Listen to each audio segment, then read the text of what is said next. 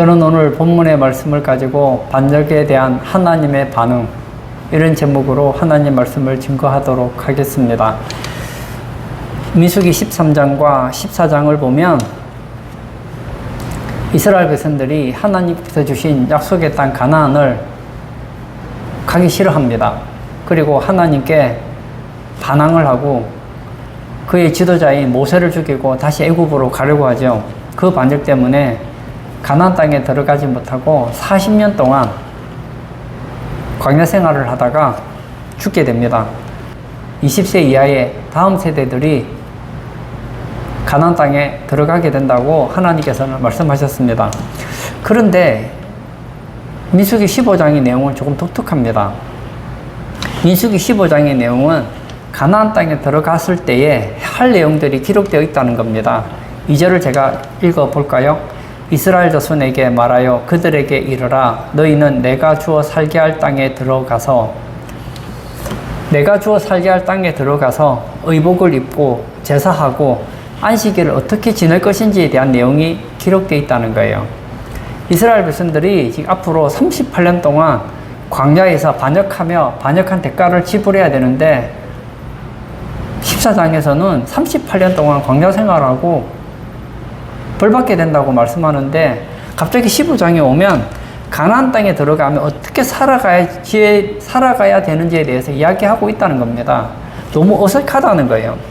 상식적으로 이스라엘 백성들이 38년 동안 광야 생활을 더 하게 된다면 15장에서 어떤 얘기를 해야지 정상적일까요? 상식적이라면 광야에서 어떻게 생활해야 되는지, 무엇을 준비해야 되는지, 어떤 식으로 광야 생활을 잘해야 되는지를 얘기해야 되는 거 아닙니까?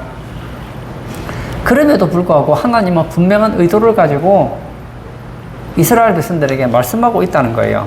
저는 하나님께서 이스라엘 백성들에게 보여주신 이 반응 세 가지에 대해서 살펴보려고 합니다. 첫 번째는 하나님은 백성의 반역에도 불구하고 약속을 성취한다는 것입니다. 너희가 지금은 벌을 받고 광야로 나가는 것 같지만 너희는 완전히 망할 민족은 아니라는 겁니다. 조금만 지나면 약속의 땅 가나안으로 들어가게 된다고 말씀해주고 있습니다. 제가 2절을 다시 읽도록 하겠습니다. 이스라엘 자손에게 말하여 그들에게 이르라. 너희는 내가 주어 살게 할 땅에 들어가서 내가 주어 살게 할 땅에 땅, 그 땅에 들어가게 된다는 거예요. 내가 주어 살게 할 땅, 그 땅이 어떤 땅일까요? 가나안 땅입니다. 18절도 제가 읽겠습니다. 이스라엘 자손에게 말하여 이르라. 너희는 내가 인도하는 땅에 들어가거든. 인도하는 땅, 하나님께서 이스라엘 백성들을 인도하는 땅은 어느 땅일까요? 가나안 땅입니다. 비록 이스라엘 백성들이 출애굽을 해 40년 동안 광야 생활하고 유리하고 방황하게 되겠지만 결국은 가나안 땅에 들어가게 된다는 거예요. 하나님께서는 그들에게 가나안 땅으로 인도해 주시겠다는 것을 말씀해 주고 있습니다. 이 말씀은 창세기 15장에 아브라함에게 주신 약속에 근거합니다. 하나님께서는 이스라엘 백성들에게 말씀하십니다. 너희들은 비록 400년 동안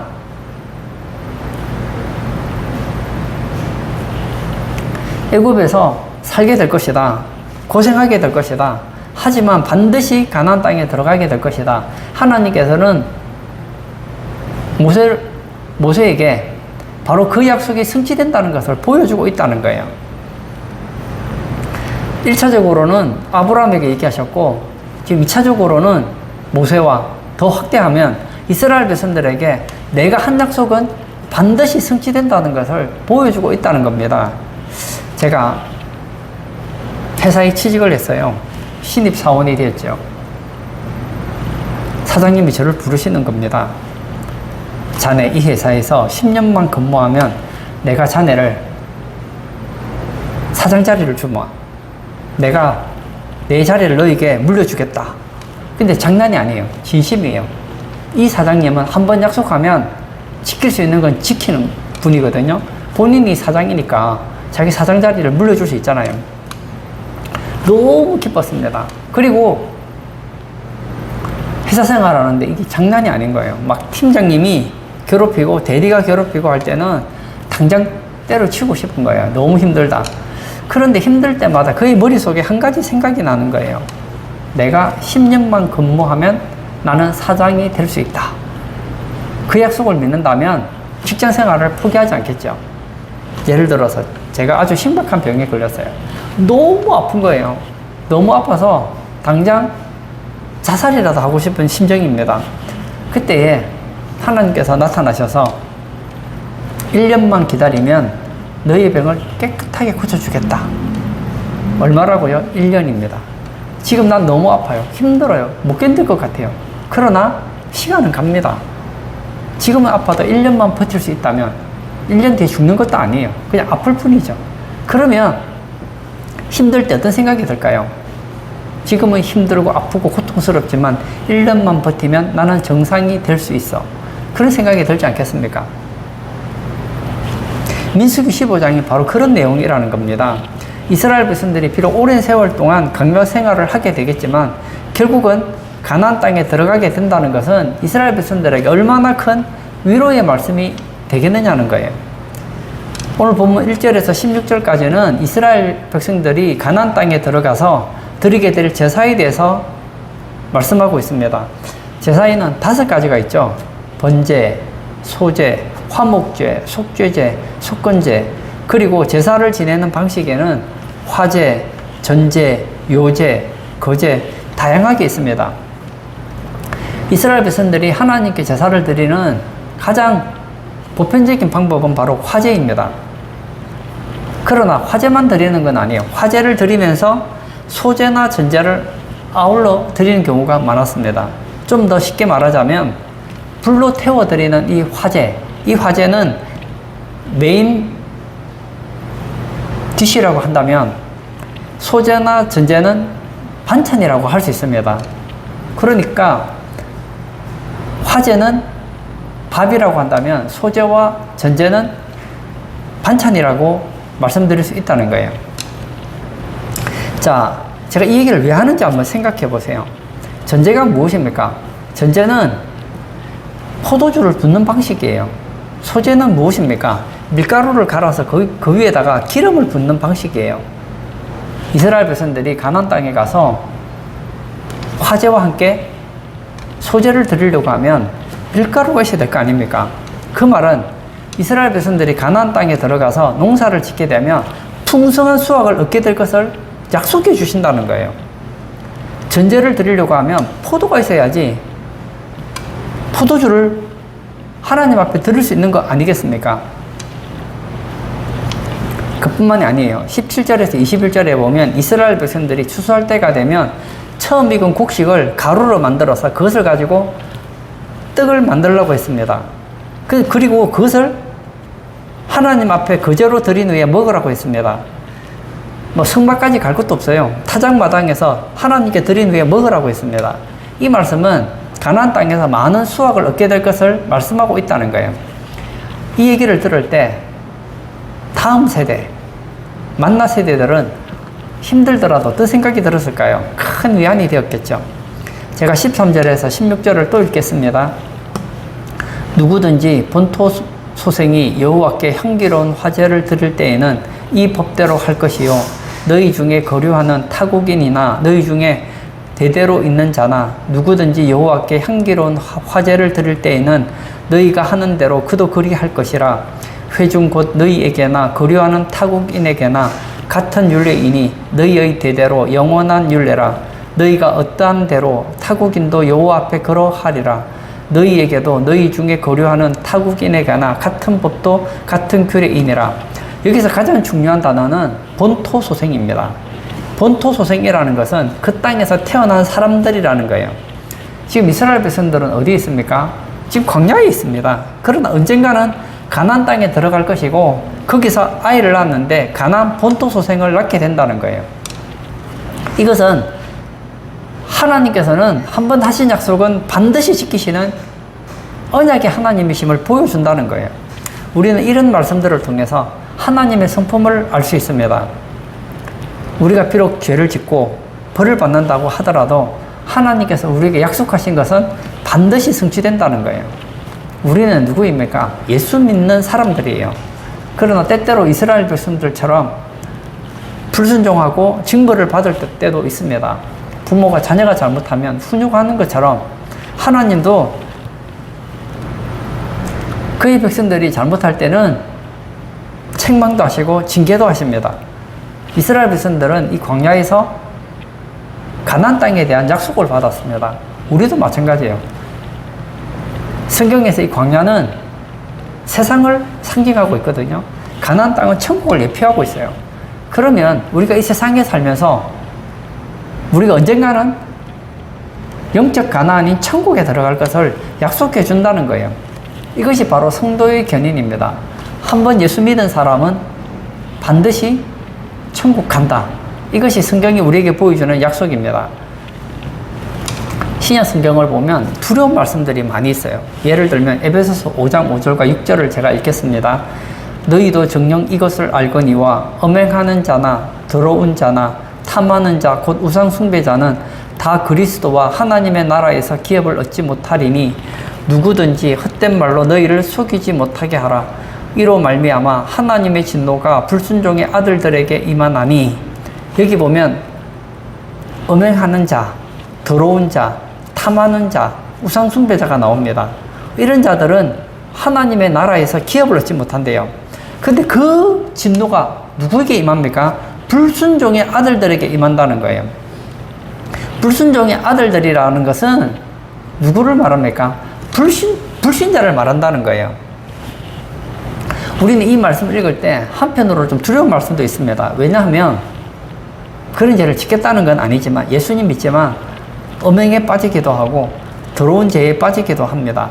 그러나 여러분, 우리는 지옥에 가지 않습니다.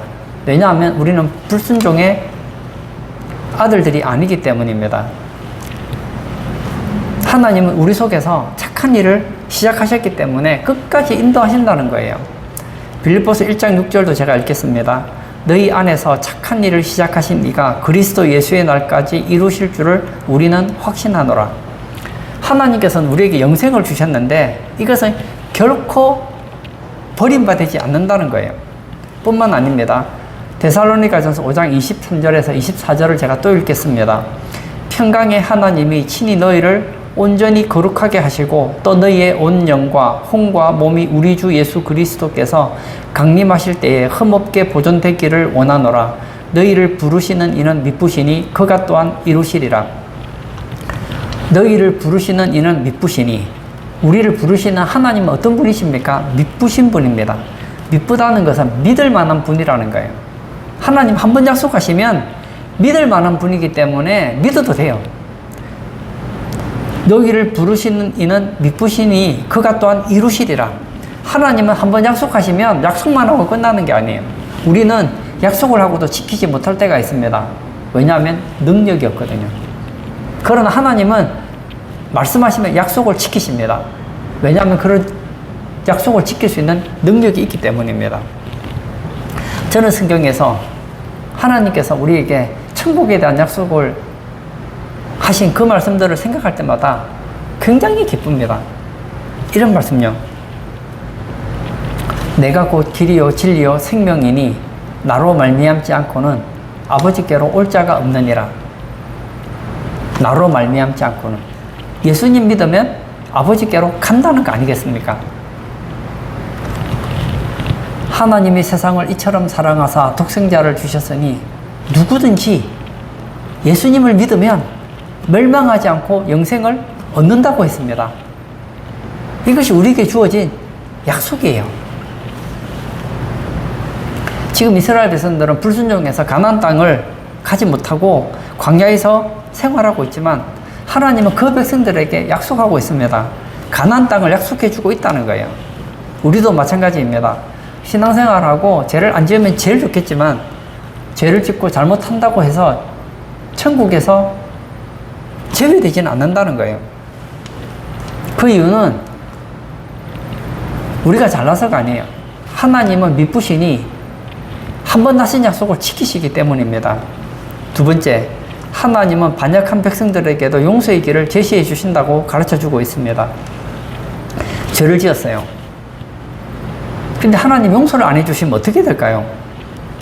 완전 망하는 거 아닙니까? 너무 감사한 것은 우리가 죄를 지어도 하나님은 용서받는 길을 가르쳐 주셨다는 거예요. 오늘 본문 말씀 22절에서 29절을 보면 이스라엘 백성들이 용서받는 길이 두 가지가 있습니다. 이스라엘 백성들이 짓는 죄는 크게 두 가지인데, 첫 번째는 이스라엘 온 회중이 국가적으로 짓는 범죄가 있고, 두 번째는 개인이 범하는 죄가 있습니다. 국가적으로, 민족적으로 죄를 지었을 때는 수송아지 한 마리와 수염소 한 마리를 번제와 속죄제로 드려야 했습니다. 그리고 소제, 전제, 곡식과 기름 섞은 것과 포도주를 드려야 했습니다. 그러나 개인이 잘못했을 때 1년 된 암염소를 드리라고 했습니다. 얼마나 간단합니까? 근데 이런 죄는 어떤 죄여야 합니까? 부지 중에 짓는 죄라는 거예요. 부지 중에라는 말은 고의가 없어야 된다는 거예요. 모르고 짓는 죄여야 된다는 거예요. 사실 우리가 짓는 죄들 중에 상당히 많은 죄는 죄인지 모르고 짓는 죄가 상당히 많아요. 그러나 여러분, 나는 이게 죄인지 모르고 지었는데요. 그러면 용서가 될까요? 예를 들어서 제가 교통법규를 어겼습니다. 근데 저는 그 교통법규에서 그게 벌금을 내는 줄 몰랐어요. 운전을 하다가 경찰에게 잡힌 거예요. 과태료를 떼는 거예요. 저는 몰랐습니다. 알았으면 어기지 않았을 텐데요. 그래도 벌금을 내게 돼 있죠. 내가 모르고 하나님 말씀을 어겼다고 하더라도, 부지 중에 지었다 하더라도 예외는 없다는 거예요. 우리가 지옥 갔을 때 어떤 사람은 그럴 거예요. 나는 몰랐는데요. 모르고 지어도 결과는 지옥이라는 거예요. 너무 감사한 것은 내가 부지 중에 지은 그 죄를 위하여 짐승이 대속제물로 죽어주더라는 거예요. 구약시대에는 사람이 죄를 지으면 짐승이 죽었습니다. 이것은 십자가에 죽으실 예수 그리스도를 예표해 주거든요. 예수님께서 십자가에서 우리의 영원한 제사가 되었습니다. 그러므로 다시 제사 드릴 필요가 없습니다. 짐승 제사를 드릴 필요가 없어요.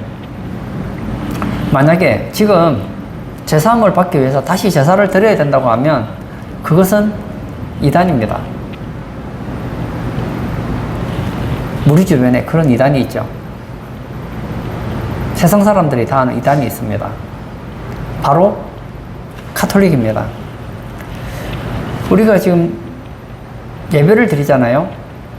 우리 예배 왜 드립니까? 우리는 하나님께서 나를 사랑하셔서 나를 위해 예수님을 보내주시고 내 죄 문제를 해결해 주시고 우리를 하나님의 자녀 삼아 주시고 하나님 백성 삼아 주시고 하나님께서 우리에게 사랑해 주신 것에 대해서 너무 감사해서 하나님을 높이기 위해서 드리는 이런 행위가 바로 예배라고 한다면, 카톨릭에서도 우리 예배와 비슷한 게 있어요.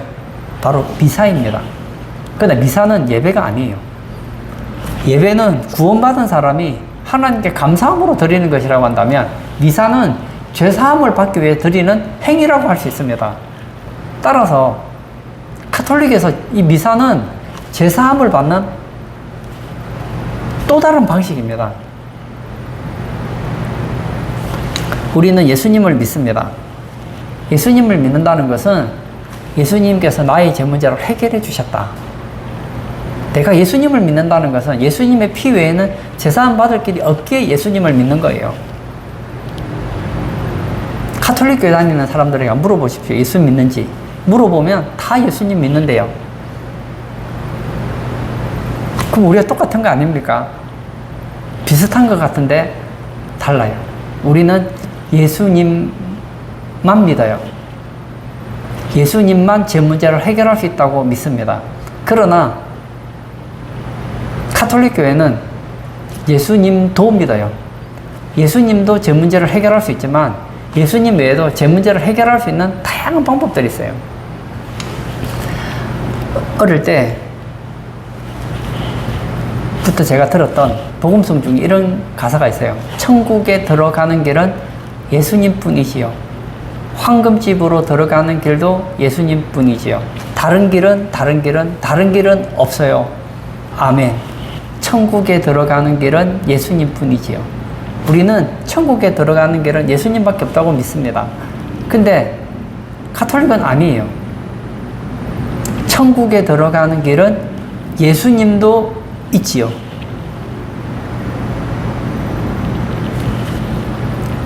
우리는 오직 믿음으로 구원을 받는다고 하면 가톨릭은 믿음과 행위가 같이 결합되어 있습니다. 그들은 천국에 들어가기 위해서 예수님 당연히 믿어야죠. 근데 예수님만 믿어서는 천국 못 가요. 그리고 7가지의 성례가 있습니다. 거룩한 예식이 있습니다. 그 예식을 다 지켜야지 천국에 간다는 거예요. 아닙니다.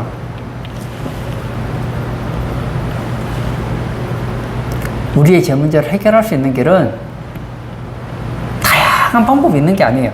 오직 예수님의 피밖에 없다는 거예요. 이스라엘 백성들이 민족적으로 죄를 짓든 개인적으로 죄를 짓든 죄를 해결하는 방법은 피를 흘리는 그 길밖에 없었어요. 우리의 죄 문제를 해결할 수 있는 길은, 나의 죄 문제를 해결할 수 있는 유일한 길은 십자가에서 나를 위해 피 흘려 죽으신 예수님의 피밖에 없다는 것을 믿으시기를 바랍니다. 그런데 오늘 30절과 31절에 보면 이해하기 어려운 말씀이 있습니다. 제가 한번 읽겠습니다. 본토인이든지 타국인이든지 고의로 무엇을 범하면 누구나 여호와를 비방하는 자니 그의 백성 중에서 끊어질 것이라. 그런 사람은 여호와의 말씀을 멸시하고 그의 명령을 파괴하였은즉 그의 죄악이 자기에게로 돌아가서 온전히 끊어지리라. 여기 보면 고의로라는 단어가 나옵니다. 고의로 무엇을 범하면, 여기서 고의로라는 것은 우리가 알고 있는 그 고의랑은 좀 차이가 있습니다. 이 같은 의미로 보면 손을 높이 들고 짓는 죄를 말하고 있습니다. 이것을 이해하려면 제가 예를 몇 가지 들면 알 것 같아요. 다윗이 간음을 했죠. 살인을 했죠.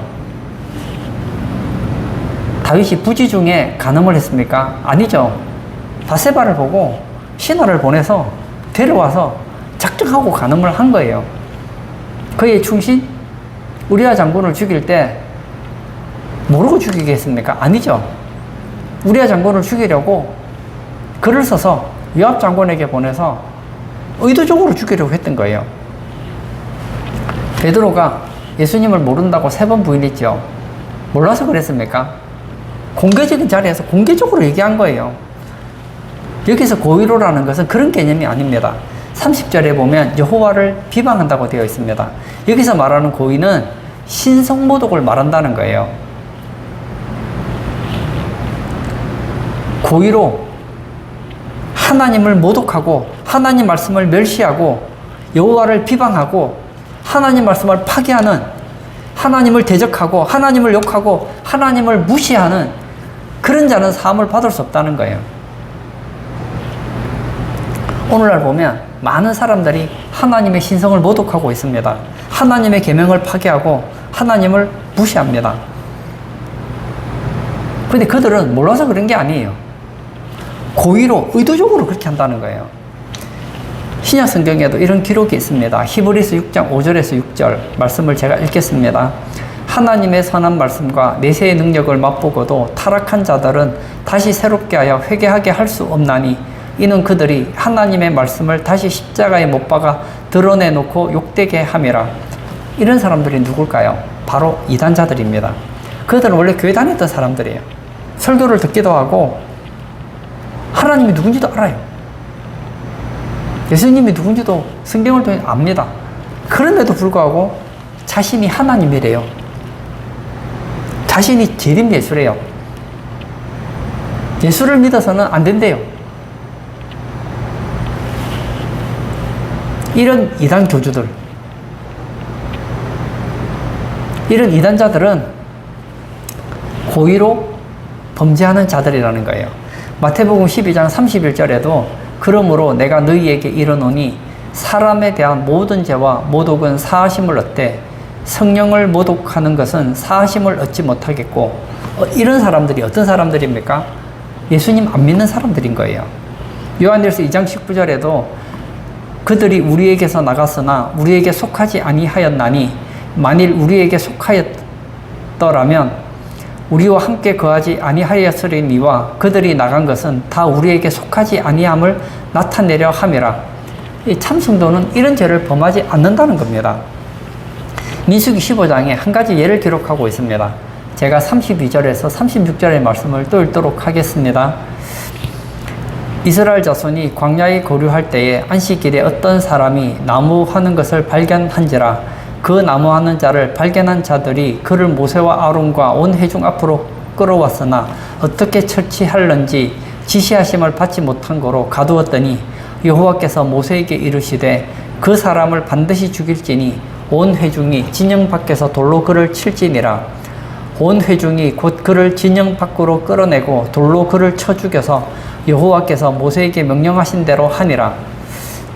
이 말씀을 볼 때 아니 안식일을 어긴 것은 잘못됐지만 안식일을 어겼다고 돌로 쳐 죽이는 것은 너무 심한 거 아닙니까? 생각할 수 있어요. 근데 그게 아니에요. 이 사람은 누구냐? 이미 하나님께 계명을 받았어요. 안식일 전에 먹을 것을 예비하라. 안식일에 먹을 것을 거두거나 나무를 해서 불을 피우지 말라. 이미 계명을 다 알고 있었어요. 그래서 이스라엘 진영에서는 불을 피우고 요리하는 일이 없어야 된다고 했습니다. 안식일엔 가족끼리 모여서 음식을 먹고 재밌게 이야기하는 안식하는 날이었습니다. 그런데 이 사람이 하나님의 계명을 파괴한 거예요. 왜 파괴했을까요? 제가 지금까지 했던 얘기를 종합하면 이런 얘기가 되는 것이죠. 하나님이 명령하셨지만 대체 하나님이 누구시길래 내가 나무하러 가는 걸 말리느냐? 왜 안식일에는 나무하면 안 되느냐? 사람도 없고 나무도 좋은데 왜 못하게 하느냐? 그리고 나무를 했어요. 나무를 왜 합니까? 불을 피우기 위한 거 아닙니까? 그래서 나무를 해봐서 불을 피워서 요리를 하겠죠. 이것은 단순히 안식일에 나무를 했다 그 얘기를 말하는 게 아닙니다. 하나님을 무시하고 하나님을 업신여기고 신성모독하고 하나님을 무시할 뿐만 아니라 하나님이 주신 계명을 파괴하는 자로 그리고 있다는 거예요. 그것이 오늘 본문이 가르쳐주는 고의로 범한 죄입니다. 세 번째, 하나님은 반역한 백성들을 다시 순종하도록 부르신다는 겁니다. 이스라엘 백성들은 분명히 하나님께 불순종했어요. 그럼에도 불구하고 하나님은 다시 기회를 주십니다. 순종하면 복을 주시겠다는 거예요. 오늘 본문 말씀 37절에서 41절을 제가 또 읽겠습니다. 여호와께서 모세에게 말씀하여 이르시되 이스라엘 자손에게 명령하여 되도록 그들의 옷단 귀에 술을 만들고 청색건을 그 귀의 술에 더하라. 이 술은 너희가 보고 여호와의 모든 계명을 기억하여 준행하고 너희를 방종하게 하는 자신의 마음과 눈의 욕심을 따라 음행하지 않게 하기 위함이라. 그리하여 너희가 내 모든 계명을 기억하고 행하면 너희의 하나님 앞에 거룩하리라. 나는 여호와 너희 하나님이라. 나는 너희의 하나님이 되려고 너희를 애굽 땅에서 인도해 내었느니라. 나는 여호와 너희의 하나님이니라. 하나님께서는 이스라엘 백성들에게 옷을 만들 때 술을 만들라고 했습니다. 이스라엘 백성들 입는 옷에 보면 밑에 달려있는 게 있죠. 그게 바로 술입니다. 이 술은 파란색 끈으로 매달라고 했습니다. 이 파란색은 하늘의 색을 말하고 있거든요. 그리고 이 술과 줄을 숫자로 합치면 몇 개냐? 613개가 된다는 거예요. 히브리인들의 율법이 몇 가지입니까? 613가지예요. 그러니까 술과 줄을 보면서 하나님의 말씀을 기억하게 한다는 거예요. 하나님께서는 이스라엘 백성들에게 그 술을 통해서 내가 하나님 말씀에 순종해야 되겠다.